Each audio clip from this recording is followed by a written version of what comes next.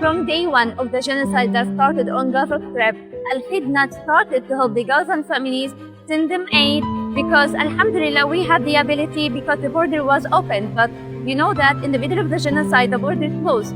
So we put the focus to help our families in Egypt. But now the genocide, Alhamdulillah, ended. We have the ability right now to send the Gazan families these food boxes. After the suffering, after this horrible genocide that started more than a year, now it ended. We have the ability to support them and to help them. So keep supporting and helping the Gazan families. We actually thank your generosity, thank your report. So keep helping and supporting.